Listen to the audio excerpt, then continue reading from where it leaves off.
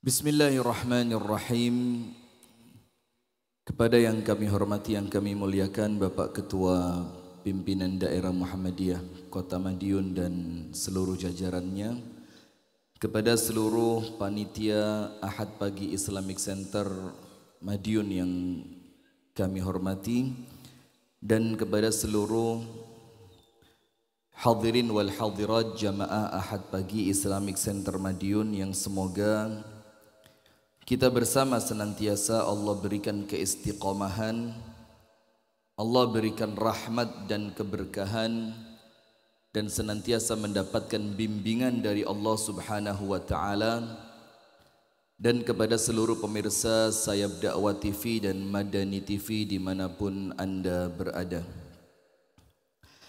Assalamualaikum warahmatullahi wabarakatuh. Innal hamdalillah nahmaduhu wa nasta'inuhu wa nastaghfiruhu wa nastahdihi wa natubu ilayhi wa na'udzu billahi min shururi anfusina wa min sayyiati a'malina. Man yahdihillahu fala mudilla lahu wa man yudlil falan tajida lahu waliyan mursyida.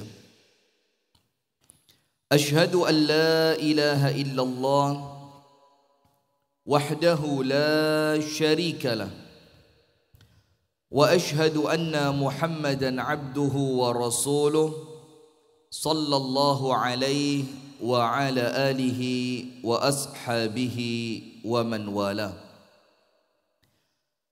A'udzu billahi minasy syaithanir rajim. Ya ayyuhalladzina amanu taqullaha haqqa tuqatih wa la tamutunna illa wa antum muslimun. Allahumma anta rabbi la ilaha illa anta khalaqtani wa ana 'abduka wa ana 'ala 'ahdika wa wa'dika mastata'tu. A'udzu bika min syarri ma sana'tu. Abu'u laka bi ni'matika 'alayya wa abu'u bi dhanbi faghfir li. Fa innahu la yaghfiru adh-dhunuba illa anta. Asbahna 'ala fitratil Islam wa 'ala kalimatil ikhlas وعلى دين نبينا محمد صلى الله عليه وسلم وعلى ملة أبينا إبراهيم حنيفا مسلما وما كان من المشركين أما بعد. اللهم إنا نسألك علما نافعا ورزقا طيبا وعملا متقبلا آمين يا رب العالمين. Yang pertama, ini saya sampaikan dulu biar tidak menjadi masalah. Karena setiap ceramah mendekati pemilu, mendekati pilpres itu mesti kadang-kadang kaitannya tidak enak. Sehingga kita khawatir nanti menjadi masalah di kemudian hari, maka disampaikan dulu mulai sekarang. Jadi setiap nanti kita mengucapkan amin, di balik doa-doa kita itu tidak ada kaitannya dengan pilpres dengan capres nomor berapapun. Karena saya datang ke sini bukan untuk kampanye, saya datang ke sini bukan utusan capres nomor berapapun, dan ke sini murni niatnya untuk taklim, untuk ngaji. Jadi nanti aminnya ndak perlu juga dirubah dengan qabul, ndak usah. Ya, amin yo. Amin ya amin. Walaupun nanti pilihan presiden monggo sesuai hati nurani masing-masing. Puji dan syukur alhamdulillah kita haturkan kepada Allah atas nikmat yang Allah karuniakan. Dan salah satu di antara cara kita untuk mensyukuri nikmat ini yang disebutkan oleh para ulama adalah dengan merasa kita tidak pantas dapat nikmat tersebut. Itu salah satu cara mensyukuri nikmat. Maka orang yang ketika mendapatkan nikmat kemudian dia merasa, oh ya pantas, wong memang. Oh memang saya begini, saya ini, saya itu, saya melakukan ini. Ini bukan orang yang bersyukur. Karena setiap nikmat yang Allah karuniakan kepada kita itu bukan karena kita, mutlak karena rahmatnya Allah. Sebagaimana Qarun ketika mendapatkan apa? Kekayaan yang luar biasa. Dalam istilah bahasa kita, datang kemudian penarik zakat kepada Qarun. Apa kemudian Qarun mau bayar zakat? Tidak. Apa dalihnya Qarun untuk tidak mau bayar zakat? Innama utituhu ala ilmin indi. Kenapa saya tidak mau ngasih kalian uang, kata Qarun? Karena semua kekayaan ini saya dapatkan karena keilmuan saya. Semua ini saya dapatkan karena kerja keras saya. Semua ini saya dapatkan karena kepandaian saya dalam mengelola bisnis. Itu Qarun. Sehingga ketika mendapatkan nikmat, dia lupa Allah Ta'ala. Dia lupa bahwasannya nikmat itu mutlak milik Allah dan yang membagikan adalah Allah, sehingga perasaan keakuan dalam bahasa Arab anani itu egois. Saya pantas, saya yang memenuhi syarat, saya yang ini, saya yang itu, segala macam, itu menjadikan Allah Ta'ala murka kepadanya. Nah maka dengan itu ketika ada seorang ahli ibadah dari Bani Israel yang dia beribadah kepada Allah mulai lahir sampai wafat, ketika Allah masukkan ke dalam syurga, Allah firmankan apa? Adkhilhul jannata birahmati. Malaikat masukkan dia ke syurga karena rahmatku. Laki-laki itu protes. Dia bilang, la ya Rabbi, bal bi'amali. Tidak. Bukan karena rahmatmu saya masuk syurga, tapi karena apa? Bal bi'amali. Tapi karena apa? Amalku. Tidak pernah maksiat, ibadah jalan terus. Maka Allah ambilkan satu timbangan. Diambil sama Allah. Diletakkan pada satu daun timbangan, itu ibadahnya dia mulai akil balik sampai wafat. Dan diletakkan pada daun timbangan yang satunya, itu harga yang harus dibayar untuk satu nikmat mata. Ternyata apa yang terjadi? Harga satu nikmat mata saja itu tidak terbayar dengan ibadah mulai balik sampai wafat, tidak pernah maksiat. Ternyata satu nikmat mata jauh lebih mahal dibanding ibadah yang kita lakukan. Maka Allah ngomong sama malaikatnya, adkhilhun nara bi'amali. Kalau karena amal, malaikat masukin dia kemana?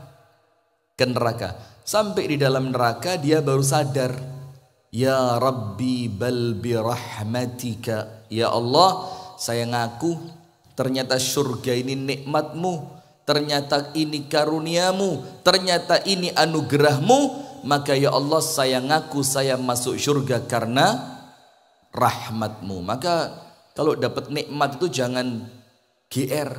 Oh ya mesti lah lek sinau mulai jam 2 bengi sampai subuh. Keterima di kedokteran ya pantes. Oh ya mesti kepilih oleh nyumbang itu gak nanggung-nanggung. Oh ya mesti lek umur 15 tahun wis apal Quran iku mulai lahir perocot wis diuruki apalan. Nah, kalimat-kalimat yo mesti ini ada unsur kufur nikmatnya. Maka syiar kita apa? La haula wala quwata illa billah. Maka kalau kita senantiasa bersyukur dengan cara yang benar, itulah yang kelak akan memunculkan la in syakartum la azidannakum. Allahumma amin. Salawat beriring salam semoga tercurahkan kepada uswah kita, suri tauladan kita dan kekasih kita bersama Nabi besar, Nabi agung, An-Nabi Muhammad sallallahu alaihi wasallam. Ada satu hadis dari Abdullah Ibnu Mas'ud. Sebagian ulama mengatakan hadis ini hadis yang mauquf. Sebagian yang lainnya mengatakan marfu'. Mauquf itu artinya berhenti sampai sahabat Abdullah bin Mas'ud. Marfu' berarti terangkat kepada Nabi besar Muhammad sallallahu alaihi wasallam, yang disebutkan di dalam kitab At-Targhib wat-Tarhib milik Al-Imam Az-Zahabi. Disebutkan di sana oleh Abdullah ibnu Mas'ud, ada seorang laki-laki dari Bani Israel fi sawma'atihi wala yakhruju min sawma'atihi qat. Ini laki-laki kerjaannya 24 jam di masjid tok. Sama kayak panjenengan ya. Kalau panjenengan di masjid tok 24 jam itu bukan ibadah, males. Itu apa? Males. Maka dulu pertama-tama saya iktikaf Ramadan, itu kan umi saya buka warung.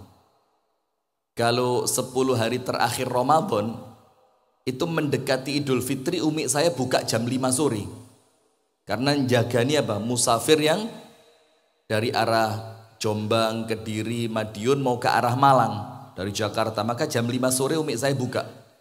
Dalam keadaan saya iktikaf di masjid, gak mulai belas. Padahal warungnya rame. Umi saya bilang apa? Nak, iktikaf opo males. Jadi umi saya khawatir saya itu iktikaf gara-gara menghindari apa? Jogo warung, menghindari bawa talam, bawa baki, ngenteri rawon, ngenteri soto, sop buntut. Karena kalau warung itu buka menjelang buka puasa, itu mesti rame di zaman itu. Nah maka kalau kita sekarang, ini niatnya kudu ditoto betul. Karena kadang-kadang masuk masjid itu karena males saja. Ada yang masuk masjid ngadem. Karena masjidnya sekarang full apa? Full AC. Ada yang masuk masjid nunggu dum-duman sego bungkus. Nah, maka kalau niatnya tidak ditata baik-baik, ini bisa rusak nanti. Nah, maka laki-laki yang diceritakan oleh Abdullah bin Mas'ud ini hadisnya sahih. Itu ibadah di masjid mulai awal sampai hari diceritakannya oleh Abdullah bin Mas'ud itu sitina sanatan, 60 tahun. Berapa tahun? 60 tahun. Setelah 60 tahun didatengin seorang perempuan, laki-laki tadi. Ternyata ahli ibadah itu tergoda. Fanazala biha. Sampai na'udzubillah a'azzanallahu wa iyyakum, sampai laki-laki yang ibadah 60 tahun itu zina sama perempuan tadi. Berapa lama zinanya? Sittata ayyam, 6 hari. Ibadah 60 tahun, zinanya cuma 6 hari.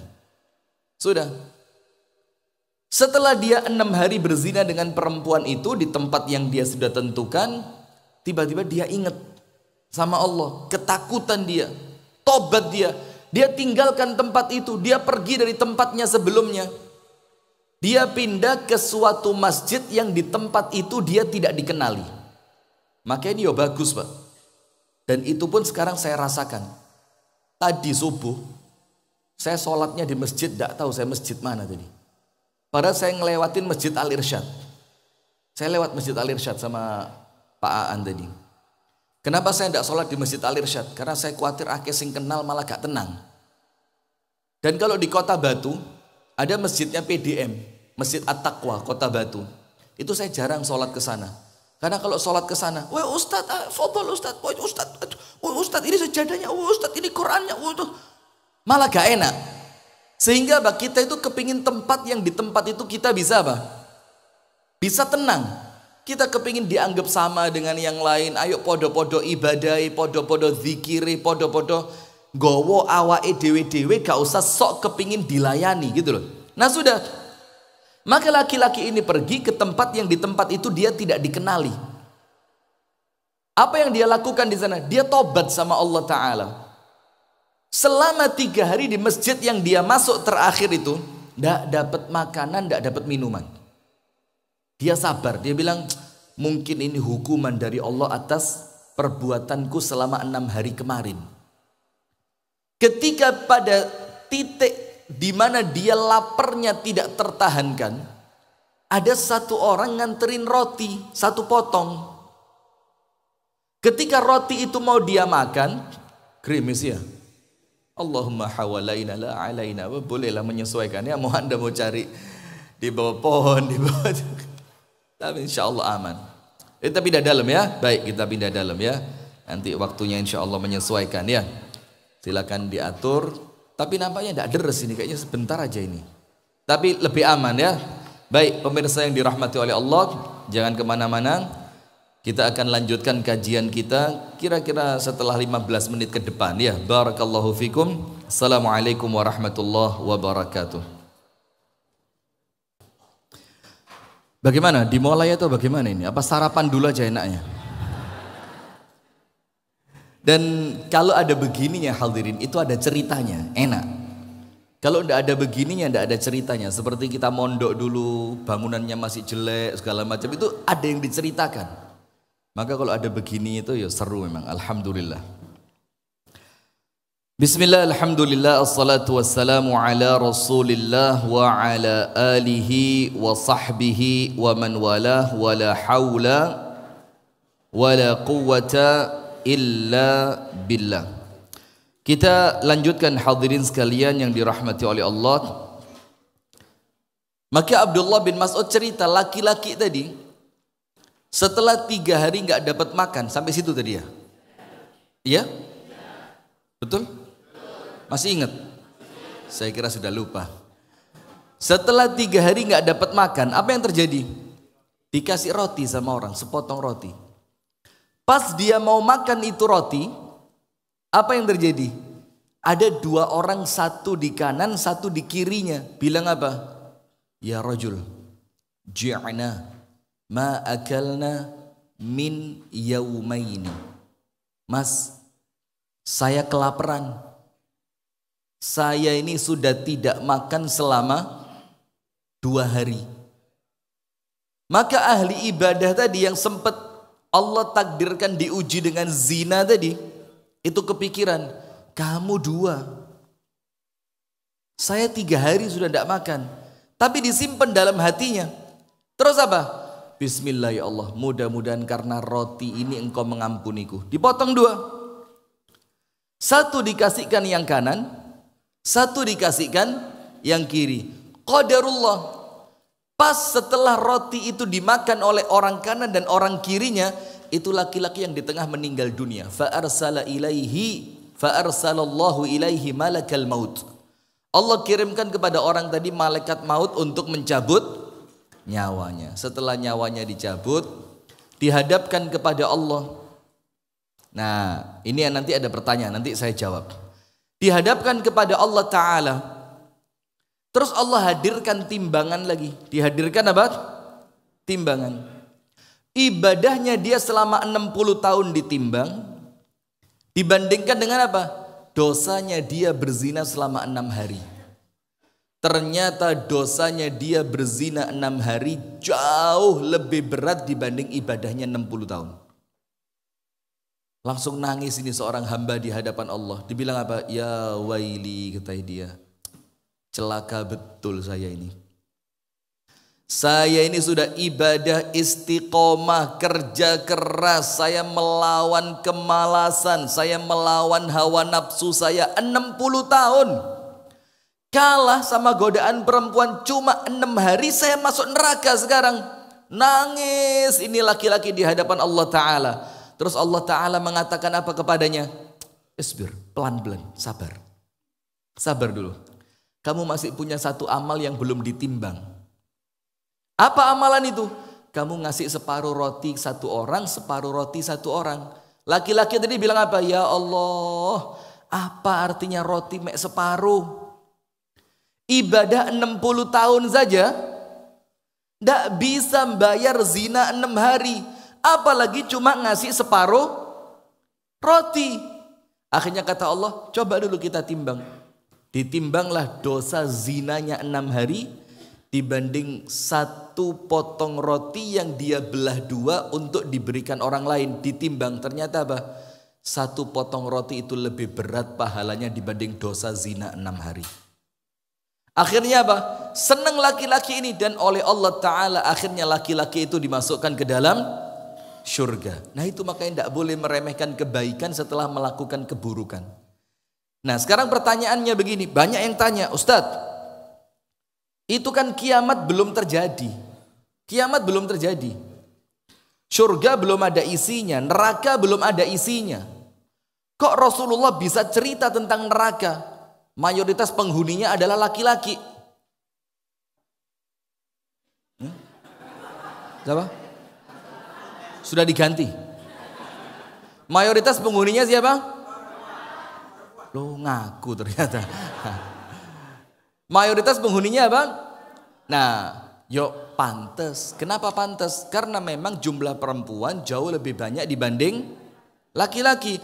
Sehingga ketika jumlah penghuni neraka terbanyak adalah perempuan, jumlah penghuni surga terbanyak juga perempuan. Dan itu yang disampaikan oleh para ulama. Itulah kenapa tidak boleh baca hadis difahami dengan akalnya sendiri. Nanti ruwet.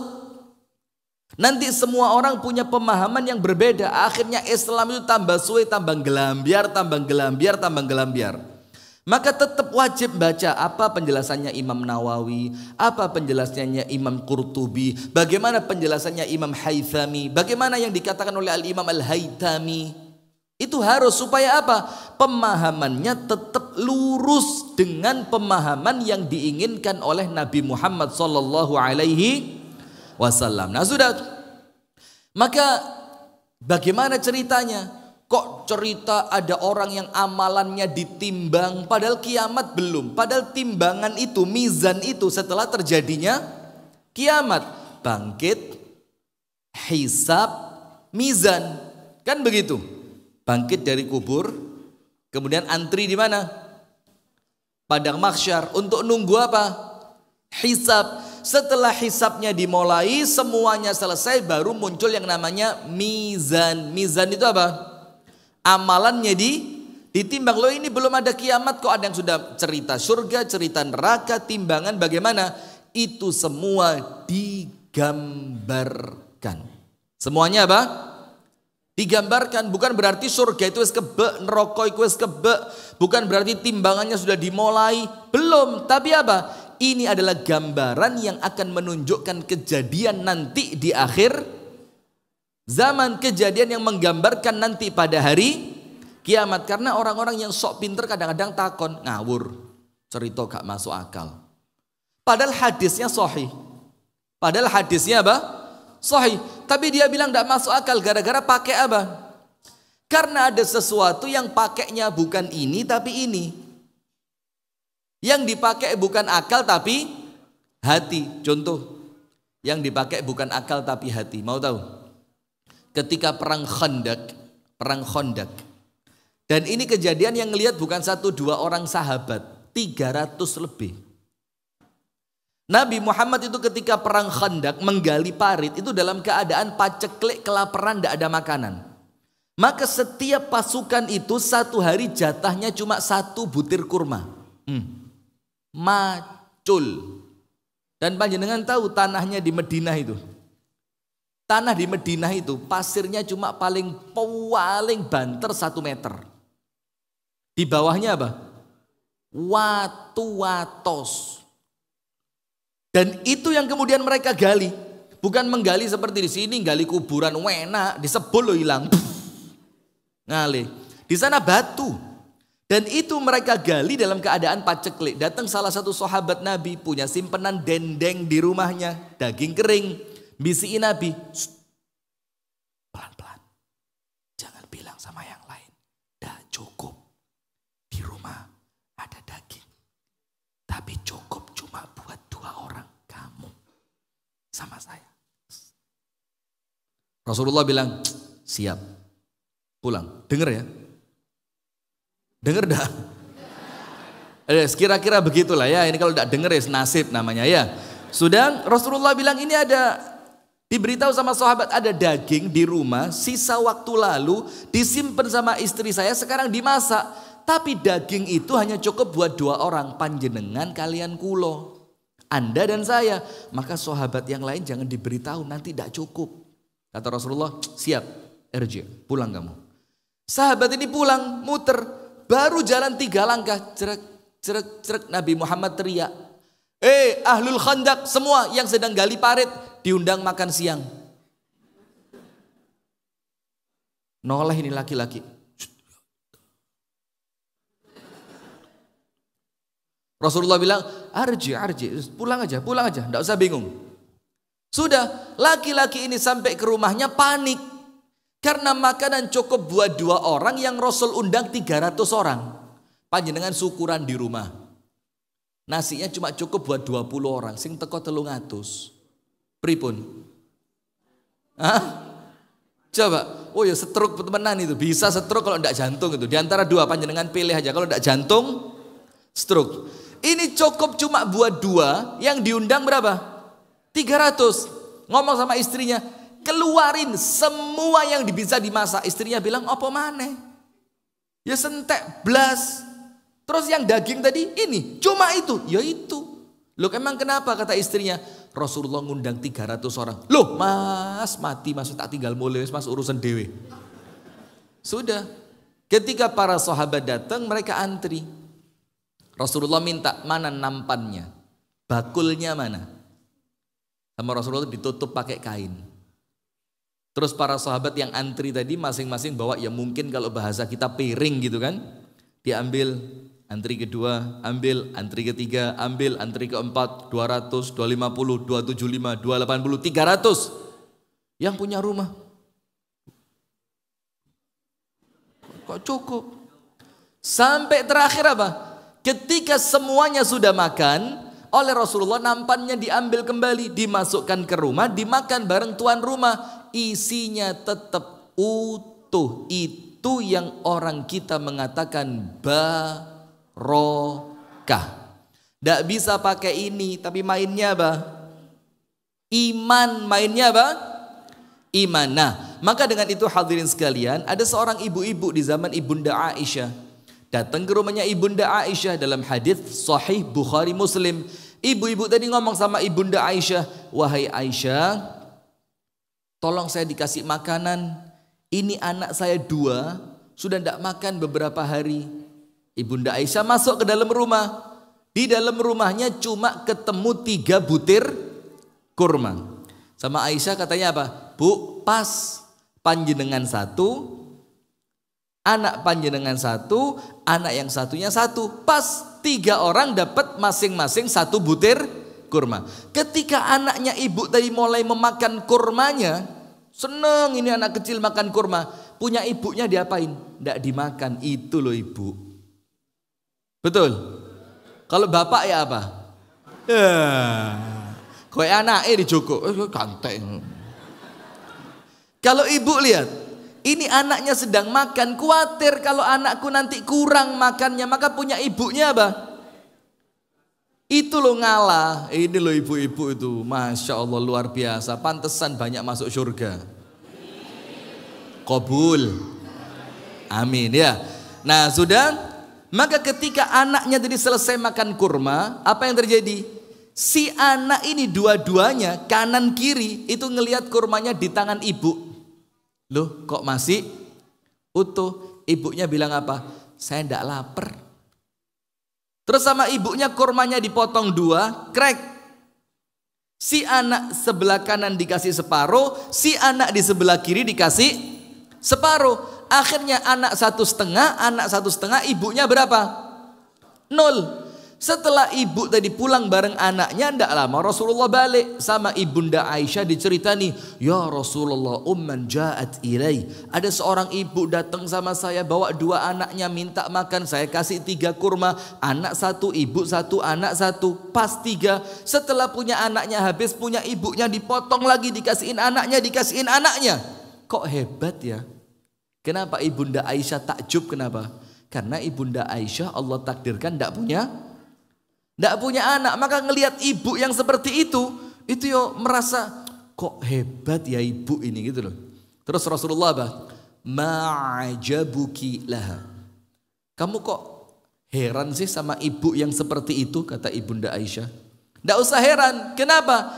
Karena apa yang dia lakukan menjadikan dia oleh Allah dimasukkan ke dalam surga. Bagi berapa kurma? 1 didum loro.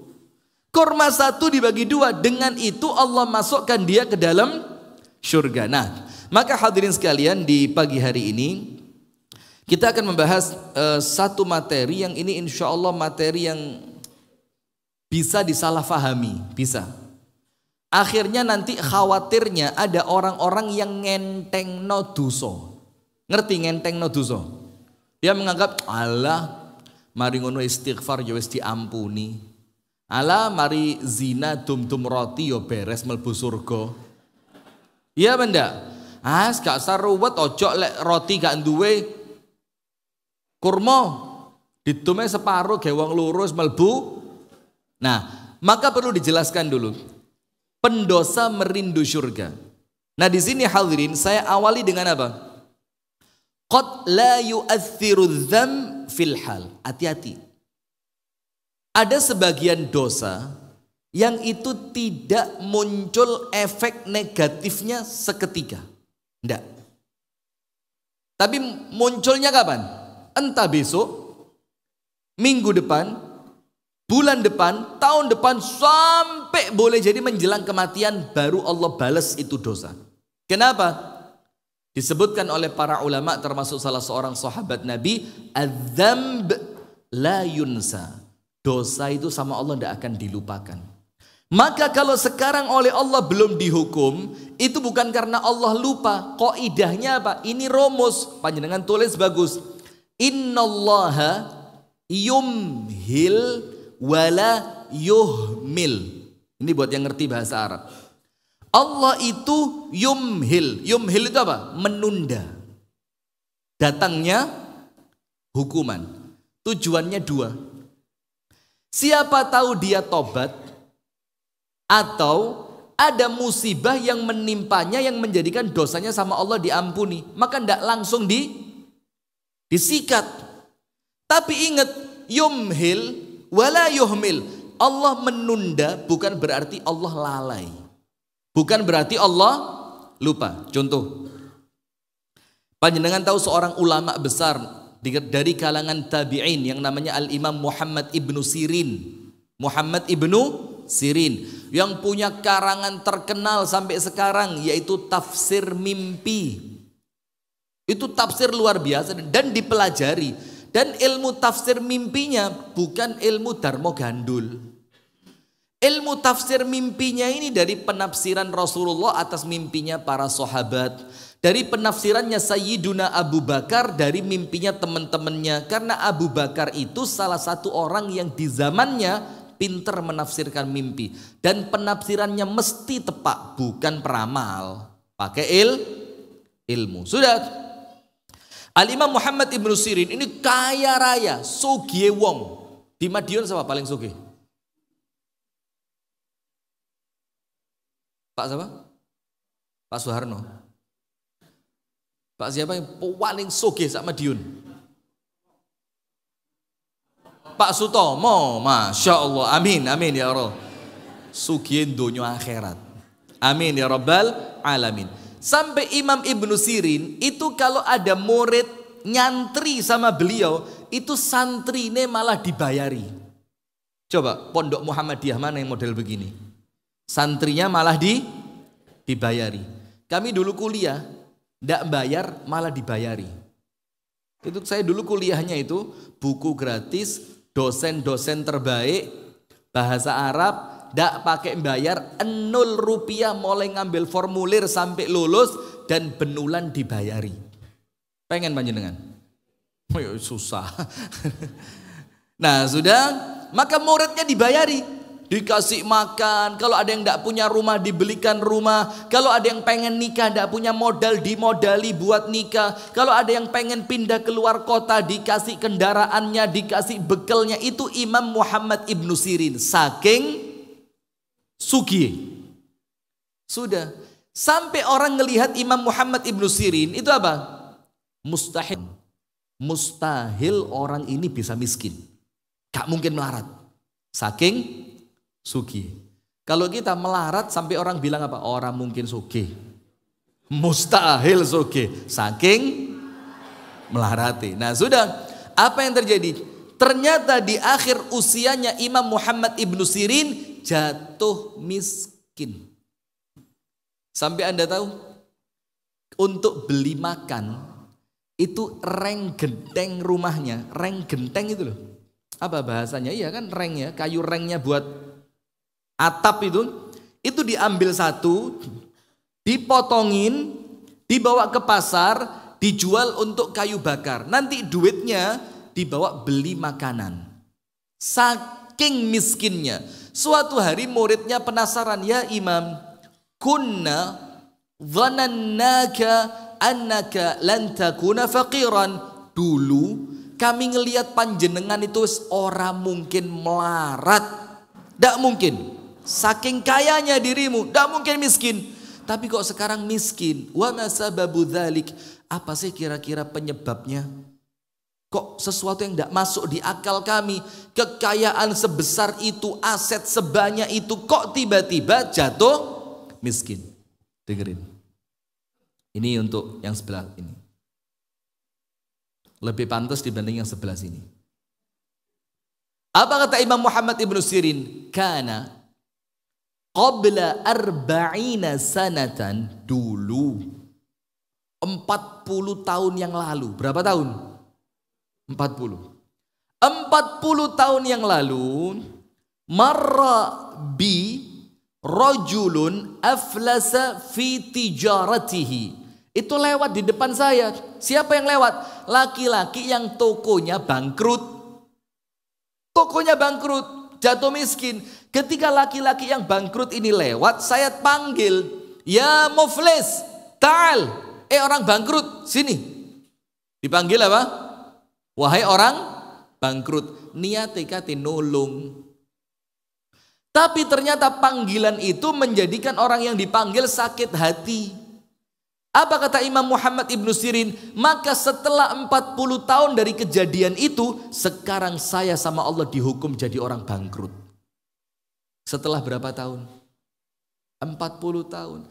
Apa artinya? Ada dosa-dosa yang memang tidak ngefek saat ini. Boleh jadi nanti ngefeknya setelah 20 tahun, setelah 40 tahun, setelah 50 tahun, bahkan mendekati ajal sakaratul maut. Nah, maka dengan itu Abu Darda mengatakan, u'budullah ka'annakum tarawnahu. Kata Abu Darda, ibadahlah kepada Allah seakan-akan kalian melihat Allah.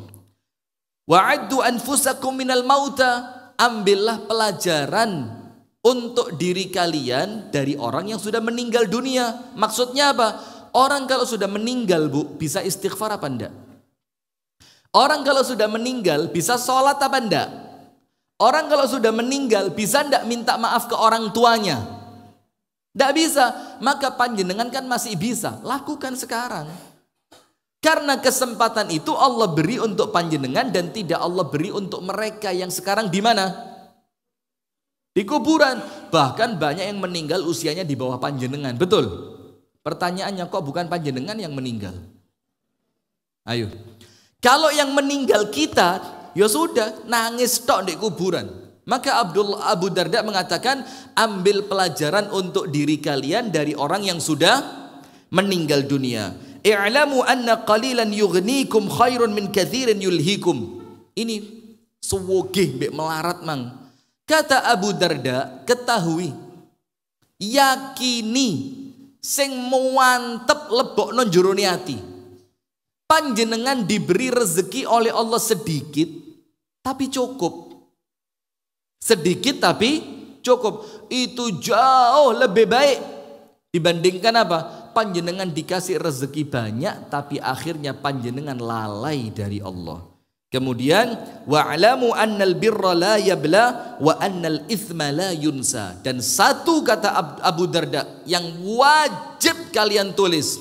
Apa itu? Ingat, kebaikan kalian tidak akan pergi sia-sia, dan dosa kalian tidak akan pernah dilupakan oleh Allah, walaupun kalian sendiri yang sudah lupa.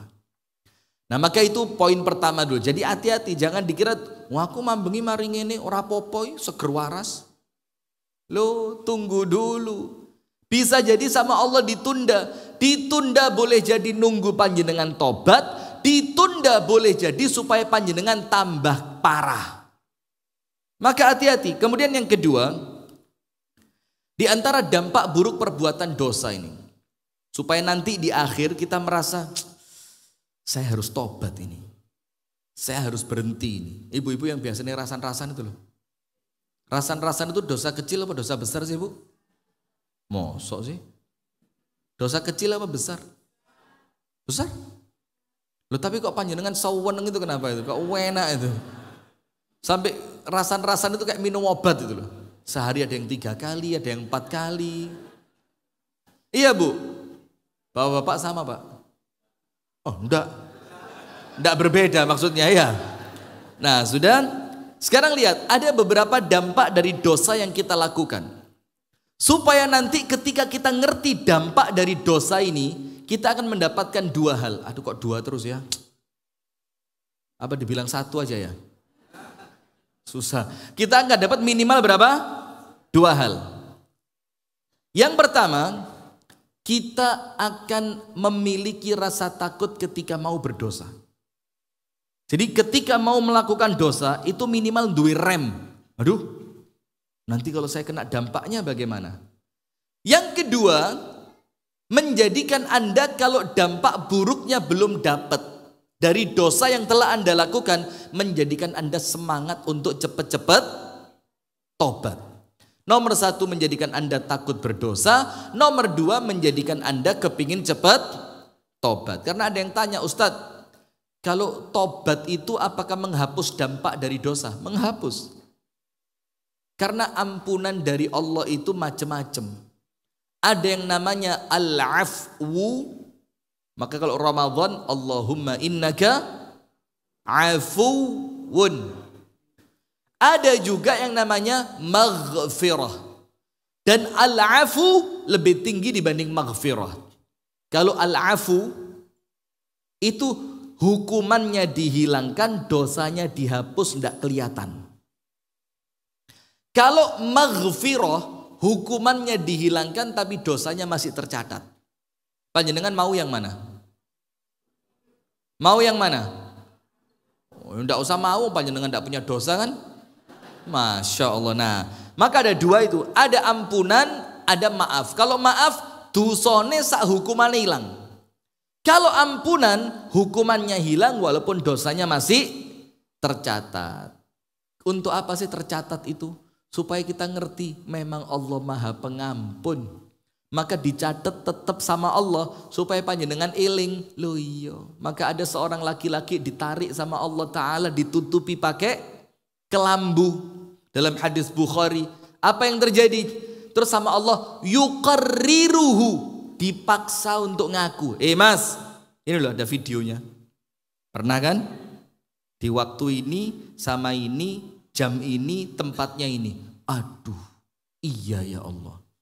Sudah, 1 beres. Ditunjukkan lagi, pernah kan? Dulu waktu bendahara sedang tidak aktif, itu ada pemasukan duit, tiba-tiba keluarnya tidak jelas kemana. Aduh, iya ya Allah. Ditanya lagi sama Allah Ta'ala, pernah kan dulu waktu pemilihan RT, RW ini, kong kali kong sama ini, orang lain tidak tahu, aku tahu, tapi tercatat kata Allah. Ngaku ndak? Laki-laki itu bilang apa? Ngaku ya Allah.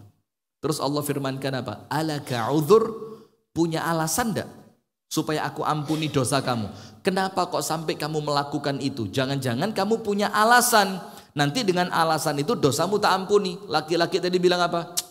Mali uzur ya Rasul, ya Allah. Saya tidak punya alasan apapun. Apa kata Allah Ta'ala? Tak tutupi waktu kamu di dunia, tak ampuni waktu kamu di akhirat. Subhanallah. Coba. Waktu di dunia ditutup, waktu di akhirat diampuni. Itu tujuannya sama Allah, tidak dihapus tadi. supaya kita tetap ngaku. Supaya apa? Supaya ngaku. Maka ketika dosa kita ini sama Allah ditutup, ojo dibuka. Dibuka itu namanya al-jahrah, atau dalam bahasa hadis al-mujahirin. Rasulullah bersabda, kullu ummati mu'afan illal mujahirin. Semua dari umatku, semuanya Bu, mudah-mudahan kita masuk nggih. Allahumma amin. Dimaafkan sama Allah, diampuni sama Allah semuanya. Kecuali satu. Al-mujahirin, orang yang berdosanya itu terang-terangan. Terus para sahabat tanya, ya Rasulullah, bagaimana terang-terangan yang menjadikan dosa kami sama Allah tidak diampuni? Rasulullah mengatakan, terang-terangan itu tadi malam kamu berbuat dosa, tidak ada yang tahu, oleh Allah ditutupi, bakal diampuni. Ternyata esok harinya kamu sendiri yang cerita, ini anyar di kono siji. Ngerti? Kono ini anyar siji. Terus cerita lagi, wingi di warung sing kono iku oplosane pawena pas. Iku siket nyeruput titik langsung budal akhirat. Jadi sama Allah ditutup. Ditutup, tidak ada orang tahu. Orang tidak tahu kalau panjenengan habis melakukan ini. Orang tidak tahu panjenengan habis melakukan itu. Melakukan dosa ini, dosa itu, maksiat ini, maksiat itu. Itu cirinya dosa tersebut ketika Allah tutup berarti oleh Allah mau diapain? Boleh tidak dibuka? Tidak boleh. Bu, saya tanya, bongkar aibnya orang lain boleh tidak? Terus bongkar aib diri sendiri? Tambah tidak boleh. Sama ada teman saya dulu waktu masih di Jakarta. Kira-kira kalau homo itu dosanya lebih besar tidak ya dibanding zina? Ngerti homo? Kalau bahasa sekarang itu LGBT, laki sama laki, perempuan sama perempuan. Kan kalau sesama jenis kan bersentuhan enggak apa-apa. Kelihatan sebagian auratnya kan enggak dosa. Kalau sama lawan jenis baru dosa. Berarti kalau zina sama perempuan dibanding homo, dosanya besar mana? Bingung. Ditanyakan sama dosen, dosennya dengan tenangnya ngomong apa? Yo jauh lebih besar homo. Itu zina masuk, liwatnya juga masuk. Liwat itu apa?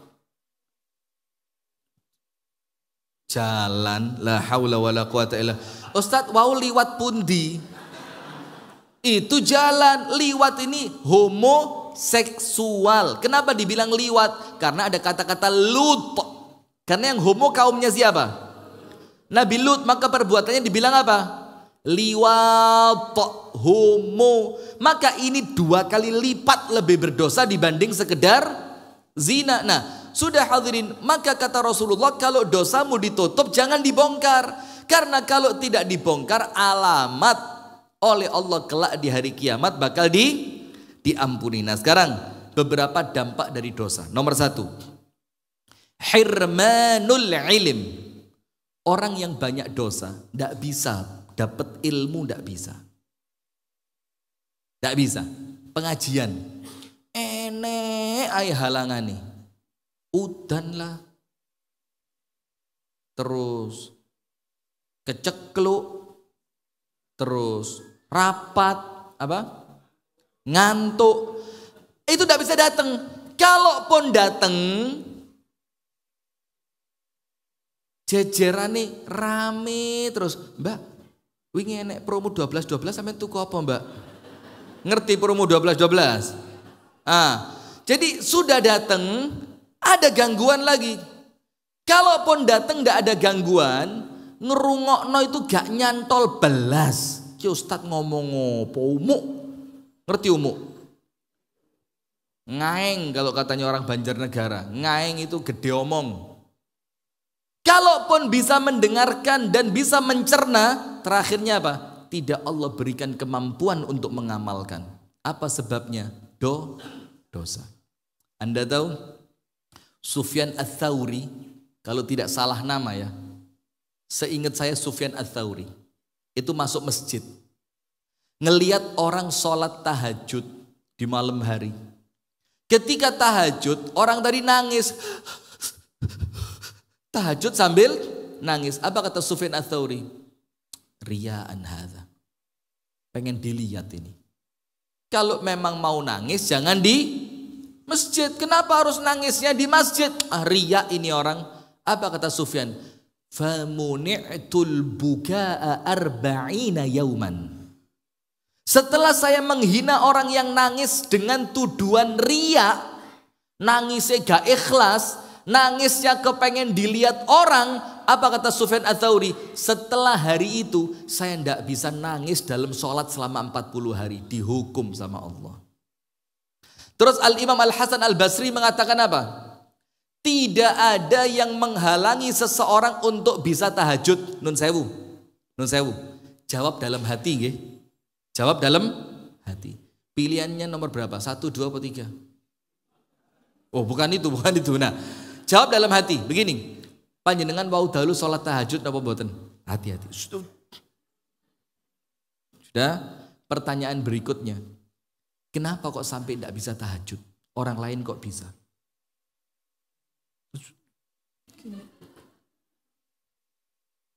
Pertanyaan berikutnya, kenapa kok yang dipilih sama Allah bukan saya untuk tahajud tapi dia?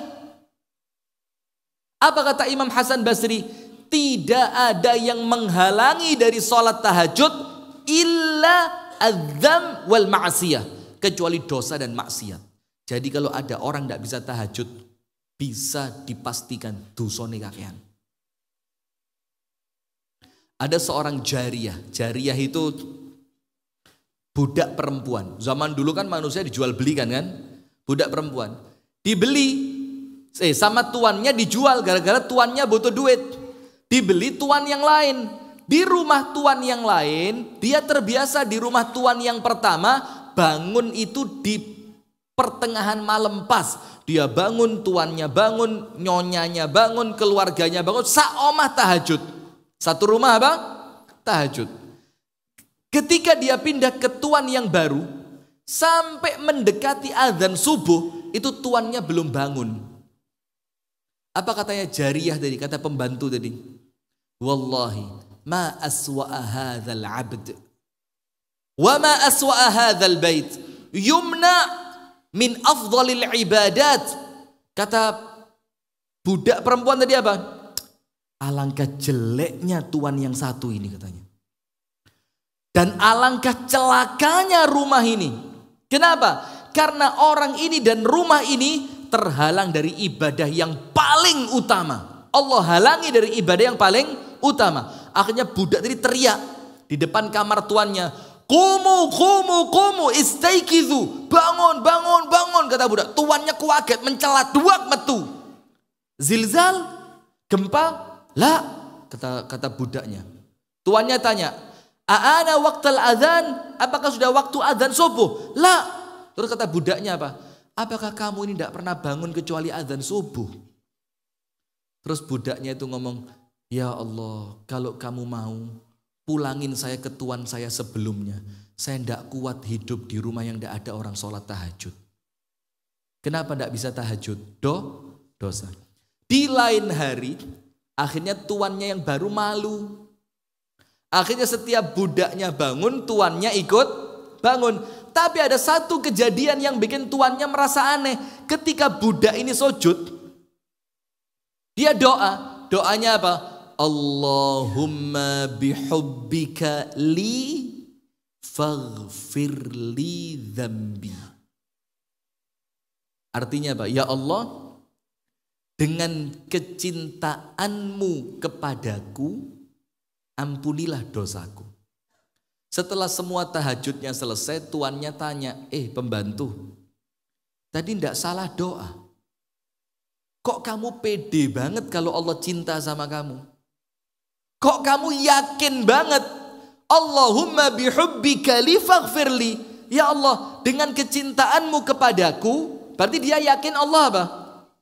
Cinta, ampuni aku. Tuannya bilang, tidak begitu seharusnya. Seharusnya bagaimana? Allahumma bihubbi iyyaka, ya Allah dengan kecintaanku kepadamu ampuni dosaku, kata tuannya. Terus itu lebih pantas karena kamu tidak tahu kamu dicintai apa tidak sama Allah. Kalau kamu ngomong ya Allah dengan cintamu kepadaku ampuni aku, ini dua yang muncul. Allah bilang kamu GR belum tentu dosamu diampuni. Terus apa yang bikin kamu yakin kalau Allah cinta sama kamu? Apa kata perempuan tadi? Kalau Allah tidak cinta sama saya, Allah tidak akan menjadikan saya bisa bangun di waktu yang terbaik untuknya. Hati-hati. Berarti kalau Allah tidak cinta sama saya, Allah tidak mungkin bangunin saya di waktu terbaik untuk ibadah kepadanya. Paham?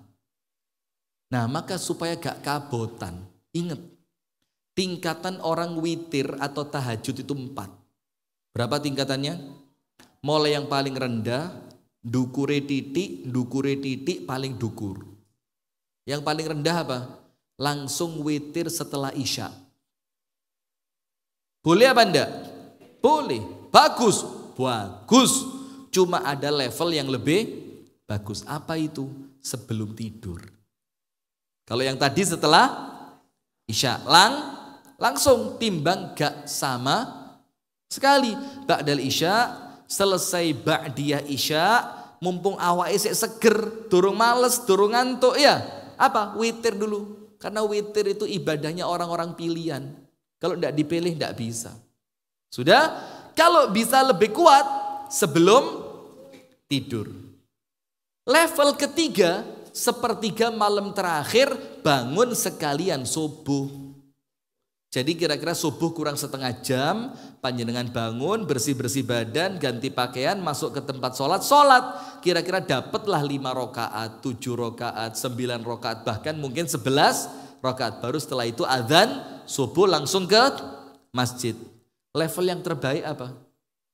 Tahajudnya sendiri, setelah tahajud tidur lagi, terus bangun khusus untuk subuhan. Kenapa ini terbaik? Karena bangun yang pertama, bangunnya hanya untuk ibadah tahajud tok. Kalau bangunnya dibarengkan subuh, ya mau ndak mau panjenengan subuh itu, ya mau ndak mau harus apa? Lu mau ndak? Panjenengan bangun jam berapa sih Bu? Tadi kesini tuh baru mandi ya? Panjenengan bangun jam berapa Bu? Allah bomo 2:30 apa? Bapak jam berapa bangunnya Pak? Jam 2. Loh kene 2:30 saya tidak percaya, kene malah jam 2. Lah panjenengan udah turun dikit seharusnya ini malah munggah ini ya. Sudah, mudah-mudahan Allah berikan kita kemampuan ya. Nah, kenapa yang keempat terbaik? Kata Rasulullah apa? Sebaik-baik puasa-puasanya Daud dan sebaik-baik tahajud-tahajudnya Daud. Bagaimana tahajudnya Daud? Tidur di awal malam, kemudian bangun untuk tahajud, kemudian tidur lagi dan bangun lagi untuk subuh. Ini awabot. Ini apa? Berat.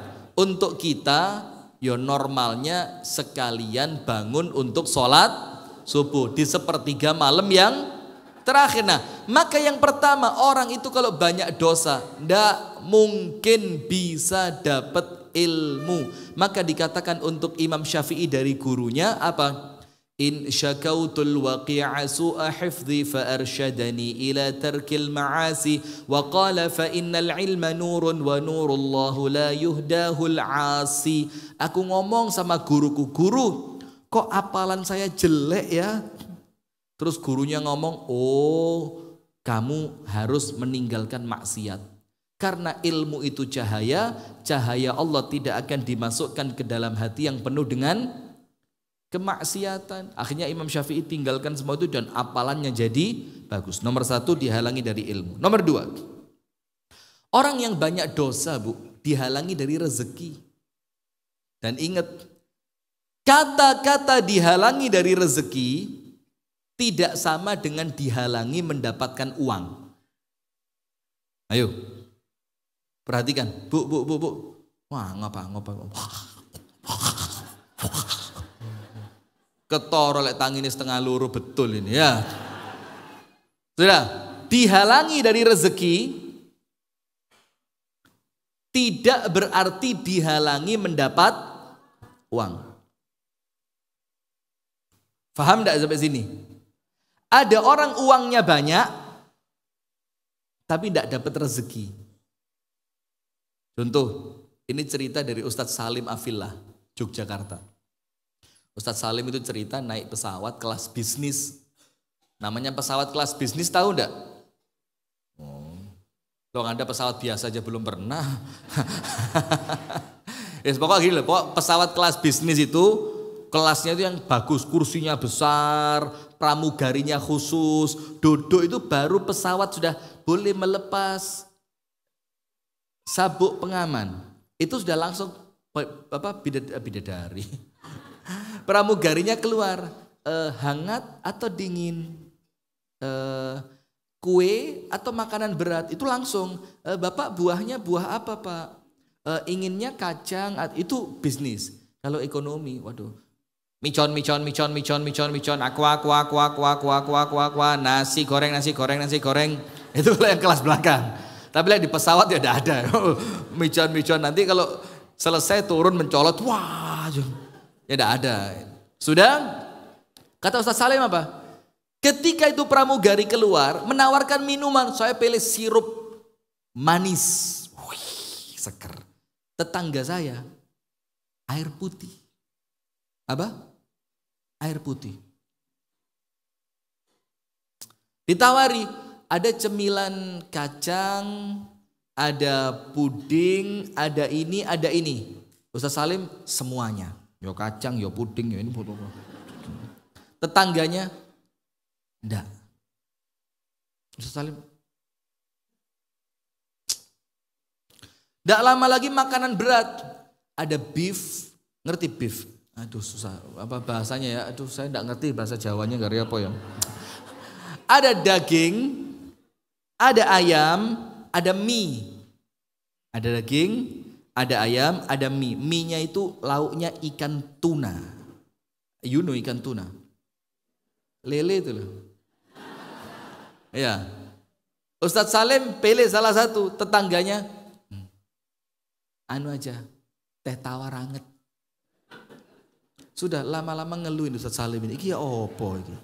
Bayar tiket larang, fasilitas tidak dimanfaatkan, gak dipakai fasilitas. Lama-lama gak cross lagi. Gemes juga. Pak, kacang puding ini air putih. Sirup dingin atau minuman anget air putih. Makanan besar keluar, nasi goreng ini itu segala macam air putih, teh tawar. Kenapa Pak kok gak diambil? Bilang apa? Diabetes, campur asam urat, campur kolesterol, kalau makan ngawur ginjal kumat. Padahal apa? Ternyata yang di sebelahnya beliau ini salah satu direksi BUMN pusat. Uang punya apa enggak? Makanan. Karuan panjenengan melarat-melarat ritek tapi mangan yo sate, gulai, ya, pecel masih pakai apa telur yang kecil-kecil Bang? Telur puyuh itu yang soge-soge itu Pak. Telur puyuh satu Pak. Aduh kolesterolnya berapa ini? Ini katanya kandungannya paling tinggi dibanding makanan yang lain. Oh ngeluh. Panjenengan tidak bisa makan ngeluh. Ini di depan makanan ngeluh. Coba. Maka yang kedua, orang yang banyak dosa dihalangi dari rezeki. Dan rezeki itu belum tentu dihalangi uang. Uangnya punya, memanfaatkan uangnya sama Allah tidak dikasih. Gulanya ada tapi tidak boleh dimakan. Satenya dia bisa beli, tapi orang lain yang suruh makan. Lah sampean gak melok mangan. Aku ndelok sampean mangan wis wareg pret. Wedi kolesterol, asam urat, darah tinggi. Itu dihalangi rezeki. Termasuk rezeki itu apa? Dihalangi dari ibadah sama seperti yang pertama. Yang ketiga, orang itu kalau banyak dosa dikatakan di sini apa yang dia rasakan? Wahsyah. Wahsyah itu apa? Atine kemerungsung. Ngerti kemerungsung? Apa kemerungsung itu? Hatinya itu tidak pernah merasa tenang. rumahnya besar, nginepin di hotel.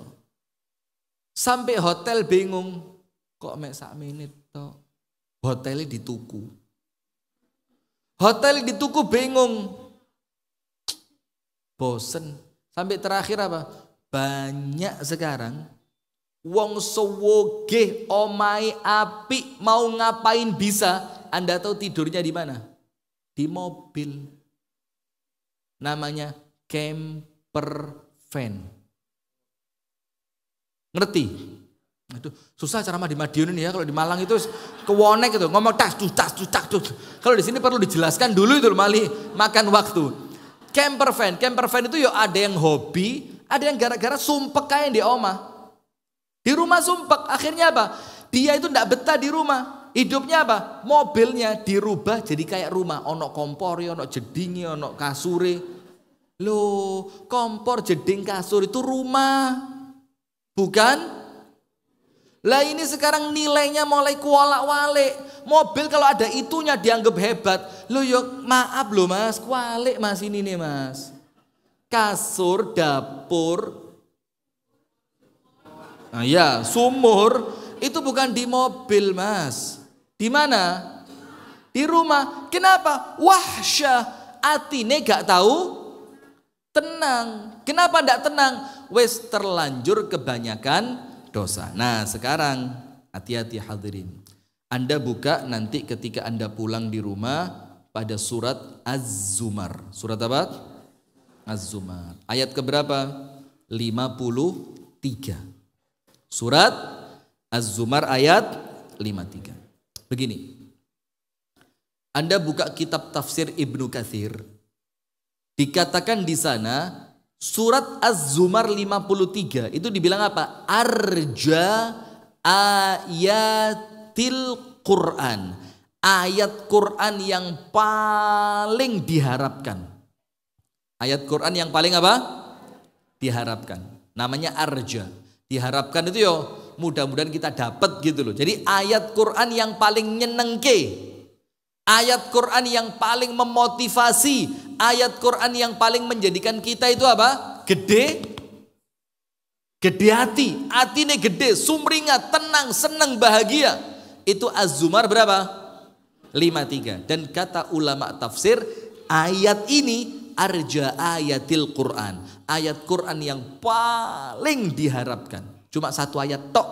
Az-Zumar 53. Apa Allah Ta'ala berfirman? Qul ya ibadiyalladzina asrafu ala anfusihim la taqnatu min rahmatillah. Innallaha yaghfirudz dzunuba jami'a innahu huwal ghafurur rahim. Qul, katakan wahai Muhammad kepada mereka. Mereka ini siapa? Siapa? Umatnya, semuanya.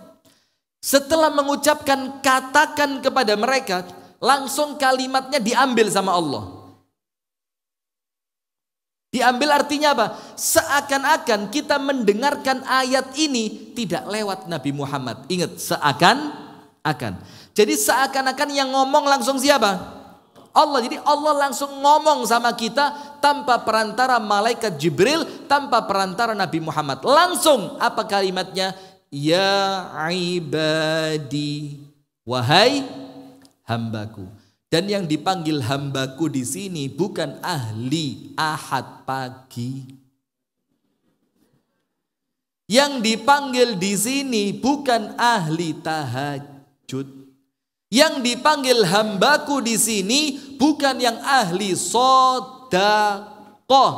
Yang dipanggil wahai hambaku di sini siapa?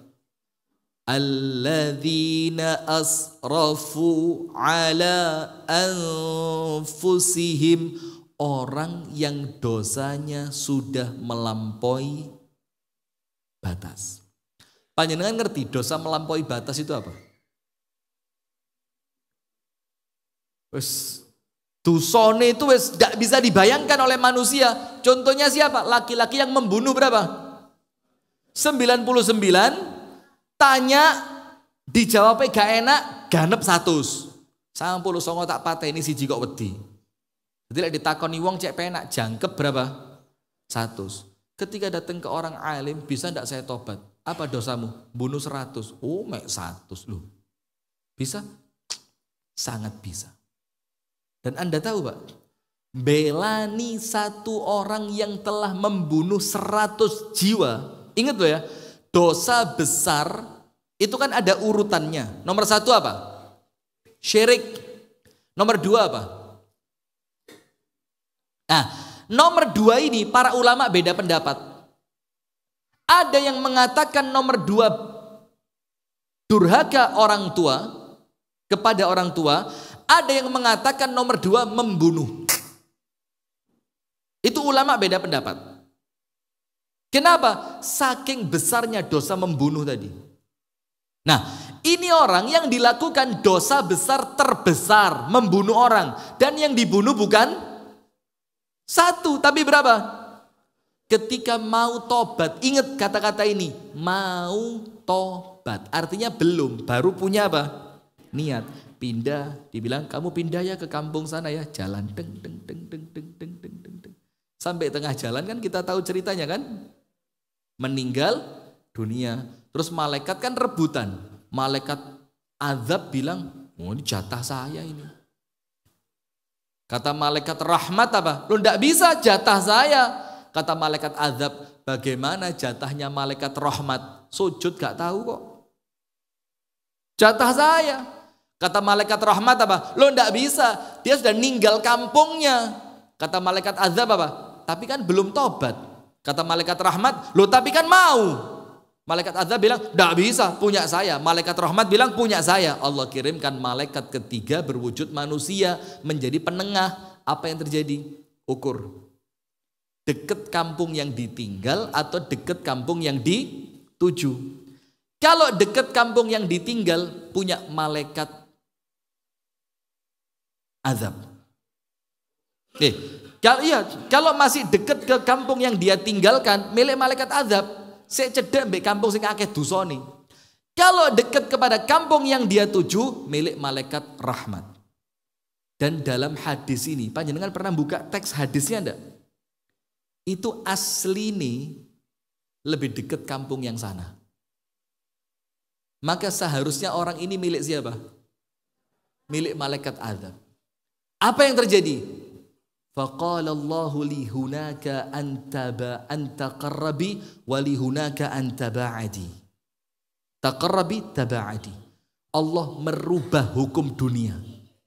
Negeri yang mau dia tuju sama Allah difirmankan, kamu mendekat. Negeri yang ditinggalkan Allah firmankan apa? Kamu taba'ad, menjauh. Akhirnya bumi sama Allah dipeluntir. Yang sini ditarik, yang sini diolor. Akhirnya ketika diukur, menang mana? Menang kampung yang dia tuju. Beda cuma sak piro, Bu? Sak kilan tok. Ketika diukur ternyata lebih dekat kampung yang mau dia datengin, apa yang terjadi? Kata malaikat rahmat, azab dibungkus sama malaikat rahmat, dibawa naik ke langit, diampuni sama Allah, masuk surga. Belum tobat. Untuk orang yang belum tobat saja dibelani sama Allah. Yang penting punya niat. Tapi jangan salah paham, aku harus niat. Lo tobatnya kapan? Lo yembos, yang penting niat. Lo ngawur ini. Ini bukan niat, guyon ini ya. Nah sudah.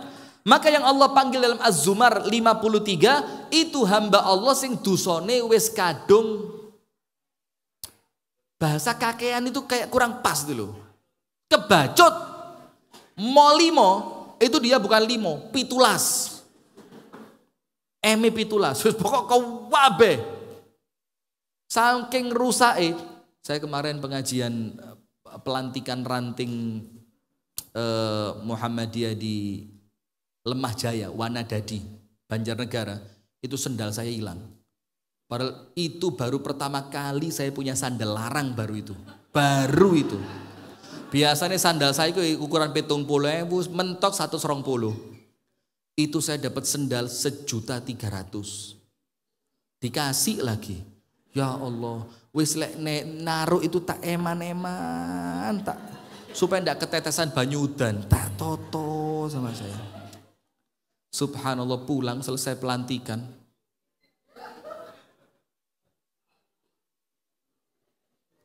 Ditanya panitia ngomong sungkan, gak ngomong eman. Ustadz ada apa? Tidak ada apa-apa. Mbak kudu nangis. Tidak ada apa-apa. Loh kenapa? Tidak ada apa-apa. Subhanallah. Tadi malam sama yang ngasih dijoli sandal kulit. Tapi apian sing lawas ya nih. Subhanallah. Akhirnya sama takmirnya apa? Dibelikan. Sudah dikirim fotonya. Ustadz nomor berapa? Saya pura-pura. Jangan. Sudah ikhlas. Jangan. Tapi tak jawab. Petang puluh. Saya bilang. Nah sudah hadirin sekalian. Maka yang Allah panggil ini apa? Saya mikir malingnya kok yang ngerti sandal api.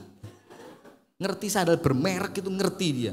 Saya mikir jero niati, ya Allah baru ini duwe sandal larang hilang ya Allah. Itu tahajud bengi sik kilingan sandal Allah. Biasanya tahajud gak tahu nangis malam itu nangis. Ya Allah. Nangisnya bukan karena dosa kehilangan. Astagfirullahaladzim. Nah sudah, maka ini yang Allah panggil bukan orang-orang seperti panjenengan. Kalau seperti panjenengan otomatis masuk surga. Amin. Ini yang dipanggil siapa? Sing dosane kakean. Kebacut. Tapi panggilannya Allah apa? Ya ibadi, kalian hambaku. Apa Allah bilang? La taqnatu min rahmatillah. Jangan putus asa kata Allah. Rahmatku untuk kalian. Innallaha yaghfirudz dzunuba jami'ah. Semua dosanya kalian sebanyak ini sama Allah diampuni. Innahu huwal ghafurur rahim. Karena Allah itu maha pengampun lagi maha. Maka hadirin, jangan pernah merasa kecil setelah Anda berdosa.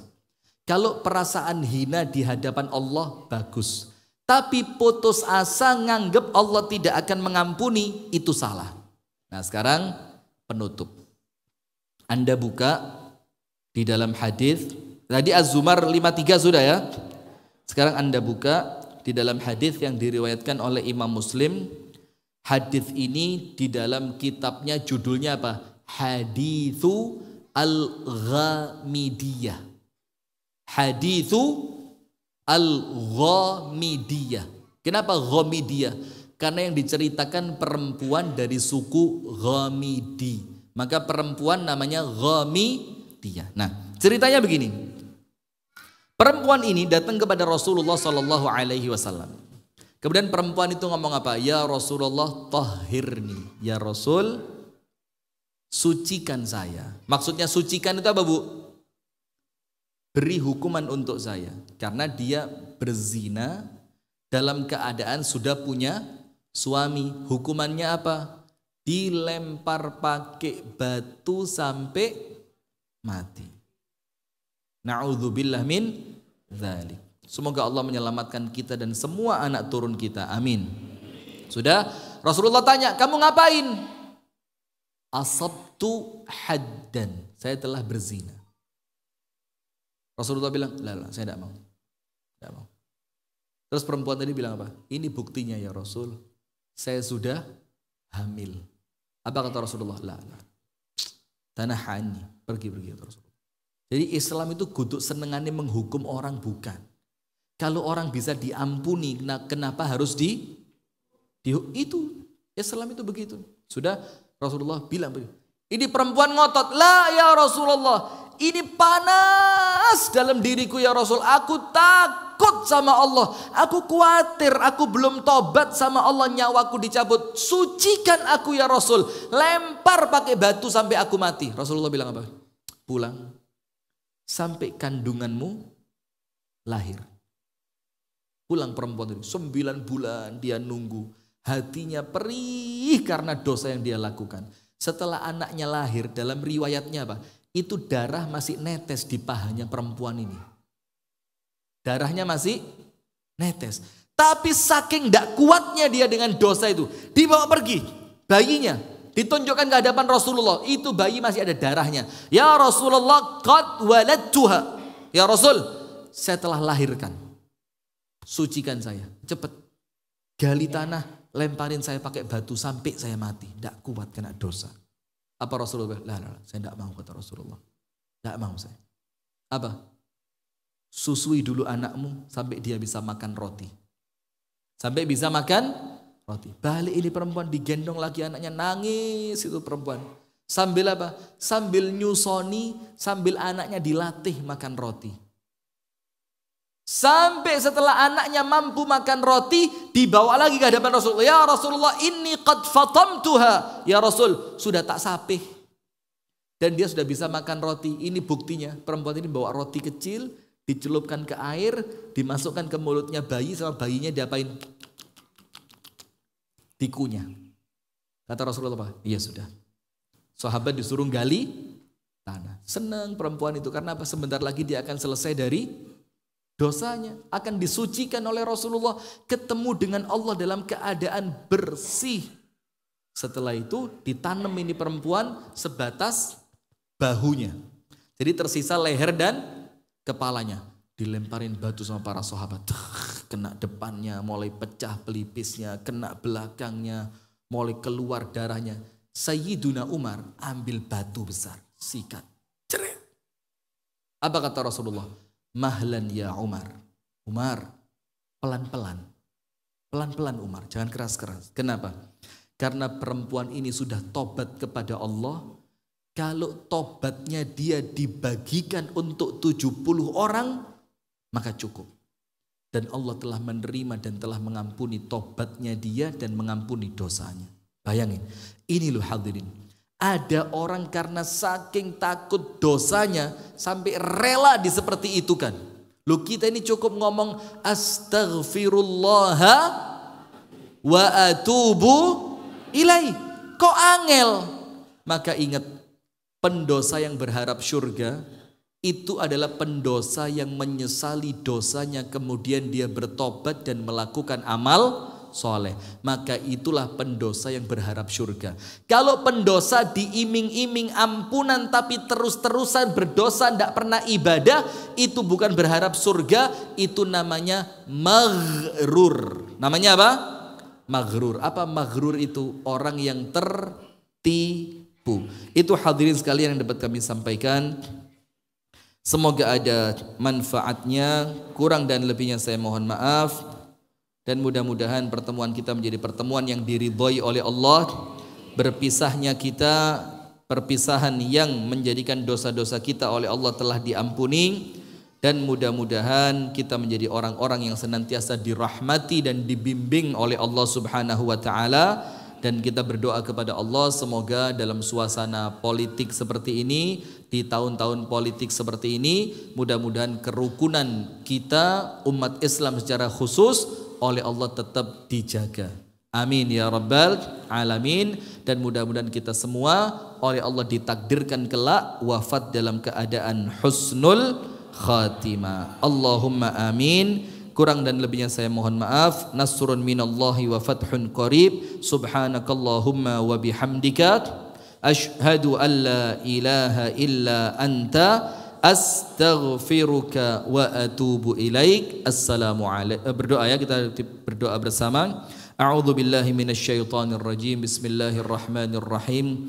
Alhamdulillahi rabbil alamin. Assalatu wassalamu ala nabiyyina Muhammadin wa alihi wa sahbihi ajma'in. Allahumma ighfir lil muslimina wal muslimat wal mu'minina wal mu'minat al ahya'i minhum wal amwat innaka sami'un qaribun mujibud da'awat ya Allah ya qadhiyal hajat. Allahumma ya rabbana ighfir lana dhunubana wa liwalidina warhamhum kama rabbawna sighara. Allahumma ya rabbana hab lana min azwajina wa dhurriyyatina qurrata a'yun waj'alna lil muttaqina imama. Allahumma ya qawiyyu ya matin. Allahumma ansur ikhwanana al-muslimina fi Filistin. Allahumma ansurhum ala aduwwihim birahmatika ya rabbal alamin. Allahumma dawi jarhahum wa washfi mardahum wa at'im ja'i'ahum wa taqabbal minhum syuhada'ahum wa afriq alaihim as-sabra ya rabbal alamin waktub lahum an-nasra wat-tamkin birahmatika wa qudratika ya qawiyyu ya matin. Allahumma a'idal masjid al-aqsa ila rihabil muslimin. اللهم يا ذا الجلال والإكرام يا مقلب القلوب يا الله يا مقلب القلوب ثبت قلوبنا على دينك وطاعتك. اللهم إنا نسألك حسن الخاتمة اللهم إنا نسألك حسن الخاتمة اللهم إنا نسألك حسن الخاتمة ونعوذ بك من سوء الخاتمة. ربنا ظلمنا أنفسنا وإن لم تغفر لنا وترحمنا لنكونن من الخاسرين. وصل اللهم وسلم على نبينا محمد والحمد لله رب العالمين. السلام عليكم ورحمة الله وبركاته.